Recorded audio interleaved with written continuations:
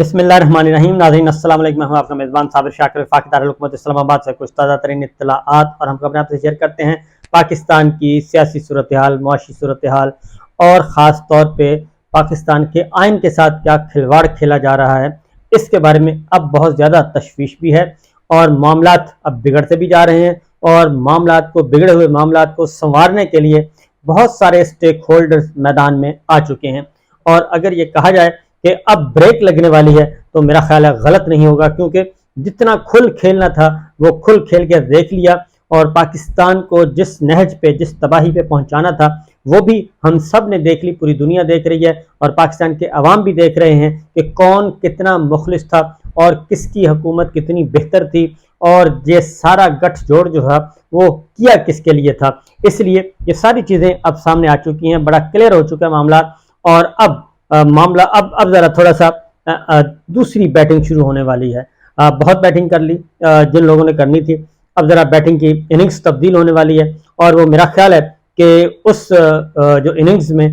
کافی بڑی وکٹیں اڑیں گی اور وہ وکٹیں ہمیشہ کے لیے یاد رکھیں گی کہ جناب انہوں نے پاکستان کے ساتھ کیا کھلواڑ کیا اور پھر پاکستان کے عوام نے ان سے کیسا بدلہ لیا اور پاکستان کے دستور نے کیسا بدلہ لیا. یہ ساری چیزیں آنے والے دنوں میں بہت حد تک کلیئر ہو جائیں گی اور کچھ امید کی کرنیں جو ہیں وہ آپ کو پھوٹتی ہوئی نظر آئیں گی. اس کی ریزن یہ ہے کہ ایک حد ہوتی ہے ہر معاملے کی، ہر ظلم کی، ہر جرم کی، ہر کام کی ایک حد ہوتی ہے اور جو access of every thing is bad کہا جاتا ہے. تو جب وہ ایک لمٹس کراس ہوتی ہیں تو پھر بہت مشکل ہوتا ہے کہ آپ کھل کھیل کر اس طریقے سے دندناتے پھریں. بہرحال جی معاملات یہ ہے، عمران خان صاحب سے بات سٹارٹ کرتے ہیں. بہت ہی امپورٹنٹ جو ہے معاملہ، عمران خان صاحب قیدی نمبر 804 اٹک جیل میں اب وہ ایک ملزم کی حیثیت سے ہیں، سزا یافتہ بھی نہیں ہے. ان کے ساتھ بہت زیادہ سختی کی دوبارہ سے کی گئی ہے اور ان کے ساتھ ایسی سختی کی گئی ہے کہ یہ جو باہر کچھ عرصہ خبریں آتی رہیں کہ بہت ان کو آسانیاں دے دی گئی ہیں، وہ ایک چھوٹی سی بریک تھی اور وہ بریک اس لیے دی گئی تھی کہ شاید عمران خان صاحب جو ہیں وہ راضی ہو جائیں اور ہمارے ساتھ معاملات طے کر لیں. مختلف قسم کے میسیجز گئے، ان کو پیغامات بھی گئے، کچھ غیر سیاسی شخصیات کے ذریعے، کچھ بٹوین دا لائن، کچھ بشرا بی بی کو بھی اپروچ کیا گیا اور مختلف لوگوں کو اپروچ کیا گیا. لیکن عمران خان صاحب تک بات جب پہنچتی تھی تو عمران خان صاحب نے فائنلی یہ کہہ دیا ہے کہ میرے پاس این آر او نہ میں نے لینا ہے نہ میں نے این آر او دینا ہے اور میں کسی قسم کا کوئی سمجھوتا نہیں کروں گا. میں فری اینڈ فیئر ٹرائل چاہتا ہوں اور فری اینڈ فیئر الیکشن چاہتا ہوں. اس کے علاوہ کوئی میری ڈیمانڈ نہیں ہے اور الیکشن کروائیں، آئین کو سپریم مانیں، قانون کی حکمرانی کے تصور کو انہوں نے کہا کہ میں ہر صورت میں امپلیمنٹ کرواؤں گا. میں جیل میں رہوں، میں جیل سے باہر رہوں، میں اہل ہوں یا مجھے ڈسکوالیفائی کر دیا جائے، میرے ساتھ جو بھی سلوک کرنا ہے کر دیں، لیکن میں اپنے موقف سے 1 انچ بھی پیچھے نہیں ہٹوں گا. کل جو بشرا بی بی کی ان کے ساتھ ملاقات ہوئی، کل ایک اور ایونٹ ہوا ہے. بشرا بی بی کو بلایا گیا توشہ خانہ میں اور ان کو کافی دیر تک، ان کو تقریباً 4 گھنٹے تک ان کو رکھا گیا. ان سے سوال جواب کیے گئے، سوال جواب کم کیے گئے اور ان کو ہراس زیادہ کیا گیا، خوف زدہ زیادہ کیا گیا. سوال اتنے نہیں کیے گئے، خوف زدہ زیادہ کیا گیا اور ان سے بار بار کہا جاتا رہا کہ آپ عمران خان صاحب کو جا کے سمجھائیں اور ان کے ساتھ معاملات طے کریں. عمران خان صاحب کو جا کے سمجھائیں، معاملات طے کریں، ساری چیزیں ٹھیک ہو جائیں گی، ایز ہو جائے گا، کوآپریٹ کریں ہمارے ساتھ، یہ کریں وہ کریں، یہ ان کو کہا گیا. تو بشرا بی بی نے بالکل، وہ بڑے کلیئر تھیں. عمران خان صاحب نے ان کو ایک میسج تو ان کو ایک کلیئر کیا ہوا ہے کہ آپ اپنے مائنڈ میں ذہن صاف کر لیں کہ میں کوئی معاہدہ نہیں کروں گا، میں کوئی کمپرومائز نہیں کروں گا، میں بالکل، میرا دامن صاف ہے. القادر ٹرسٹ ہو، توشہ خانہ ہو، سائفر ہو، ہر معاملے میں ہمارا دامن ہے صاف. میں نے کوئی جرم نہیں کیا، قومی خزانے پہ کسی قسم کا ڈاکہ نہیں ڈالا، کوئی چوری نہیں کی. اس لیے یہ جتنے بھی پریشر ڈالنے ہیں ان کو ڈالنے دیں اور کوئی بھی آپ سے کہے، یہ بشرا بی بی کو انہوں نے کہا کہ کوئی بھی آپ سے کہے تو میری طرف سے مجھ سے پوچھے بغیر آپ نے نو بول دینا.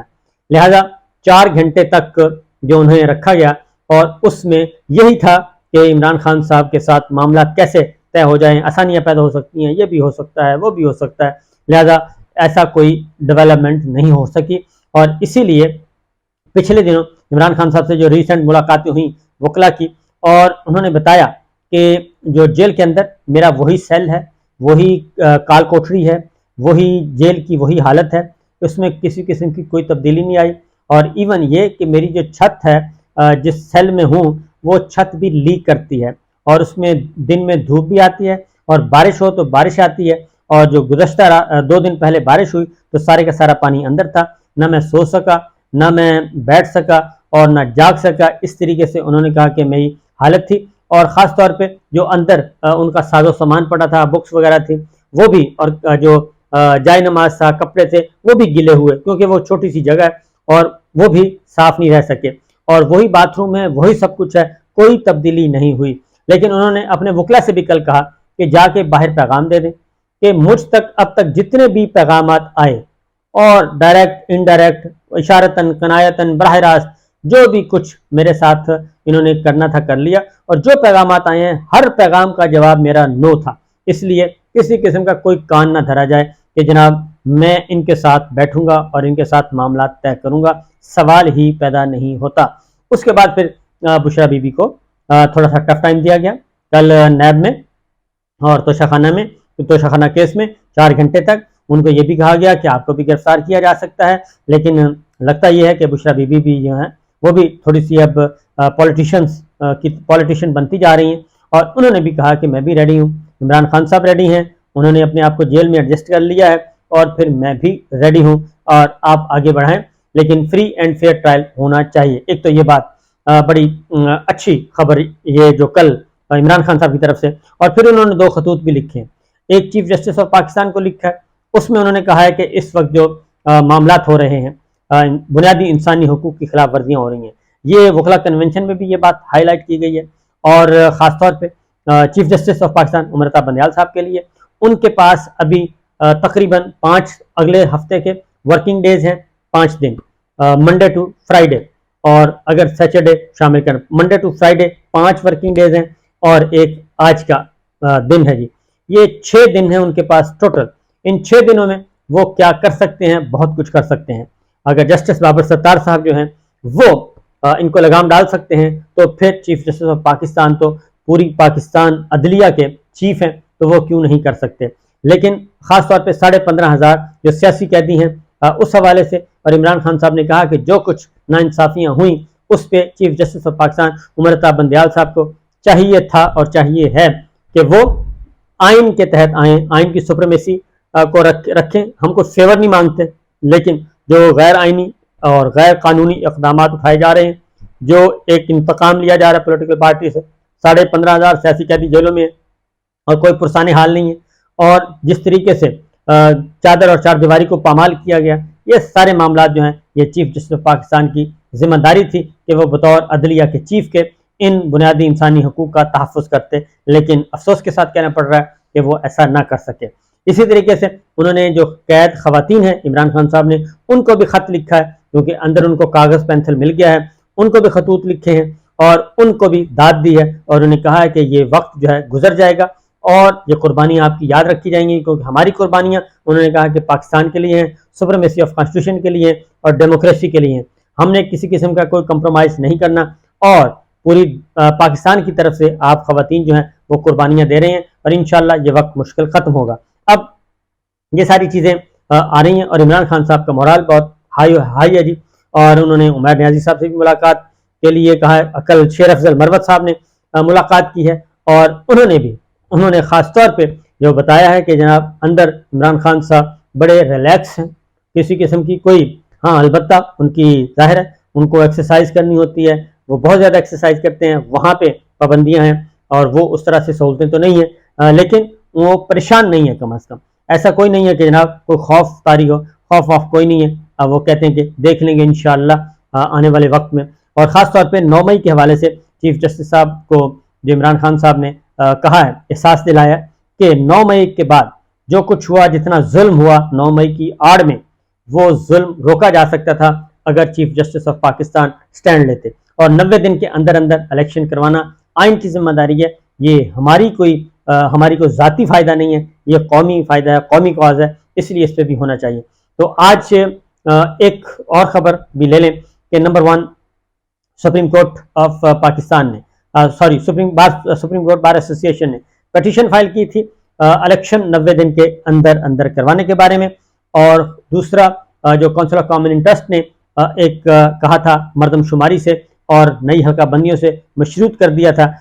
उसको चैलेंज किया हुआ था। तो अब जो है वो नंबर लग गया है सुप्रीम कोर्ट बार एसोसिएशन की दरखास्त को 90 रोज में इंतखाबात करवाने के, और नंबर अलॉट हो गया है। और नंबर है जी ना 32/2023, ये दरखास्त को नंबर लग गया है। और अब इसकी बारी है, क्योंकि 90 दिन के अंदर अंदर इलेक्शन करवाना, ये कभी भी क्वेश्चन ही नहीं इस पे उठा था। ये एक बच्चा जानता है कि 90 दिन के अंदर अंदर इलेक्शन होने चाहिए, ये डिले नहीं हो सकता। लेकिन ये पहला मौका है कि बाजवा साहब और उसके बाद फिर army chief general Asim Munir साहब, पहले पीडीएम और अब केयर टेकर दोनों, और फिर इलेक्शन कमीशन ऑफ पाकिस्तान, तीनों जो हैं वो एक पेज पे हैं। और फिर मुस्लिम लीग नवाज, मौलाना फजलुर रहमान साहब, बाकी जमातें वो भी आ गई हैं। और पाकिस्तान पीपल्स पार्टी के बारे में एक इंकशाफ किया मौलाना फजलुर रहमान साहब ने, वो सही बता सकते हैं। उन्होंने पीपल्स पार्टी पे काफ़ी इल्ज़ाम आयद किए हैं कि पीपल्स पार्टी जो ऐन वक्त पे हमें दगा दे गई,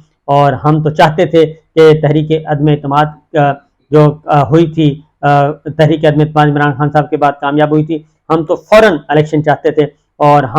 मैं तो तहरीक अदम एतमाद लाने के ही खिलाफ था और हम इलेक्शन चाहते थे, लेकिन पीपल्स पार्टी ने हमें आखिर वक्त पे दगा दिया और इस तरीके से ये सारा मामला हुआ। तो ये वही जवाब दे सकते हैं। उन्होंने कहा कि इलेक्शन फरवरी में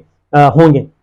लेकिन इलेक्शन फरवरी में कोई नहीं, और इसीलिए सुप्रीम कोर्ट बार की दरखास्त का नंबर लग गया है। एक और जो है इम्पोर्टेंट, वो है सदर ममलिकत से साबिक वजीर इत्तलाआत मोहम्मद अली दुरानी साहब से मुलाकात हुई है। पौन घंटे तक ये मुलाकात जारी रही। और आपको मालूम है कि मोहम्मद अली दुरानी साहब जो हैं वो इस्टेब्लिशमेंट के खास आदमी हैं, और यकीनन वो एक पैगाम लेके गए होंगे। और वो पैगाम क्या था, वो तो अब हम कोशिश कर रहे हैं कुरेदने की कि क्या पैगाम था। पौन घंटे तक अगर बातचीत हुई है तो इसका मतलब बड़ा क्लियर है कि क्या पैगाम हो सकता है। जाहिर है ये मौजूदा सियासी सूरत हाल पे ही होगा, और इसके अलावा क्या हो सकता है। नंबर 1। और उसके नंबर 2 जी, एक और इम्पोर्टेंट आज का दिन है। ऑडियो लीक्स कमीशन में जजेस ने सुप्रीम कोर्ट में जो एक मामला आया था, ऑडियो लीक्स पे हुकूमत ने कमीशन बनाया था, और ऑडियो लीक्स पे ऑनरेबल जजेस की, उनकी फैमिलीज की ऑडियो लीक्स की गई। और उसके बाद मुस्लिम लीग नवाज ने और पीडीएम की गवर्नमेंट ने हवा खड़ा किया,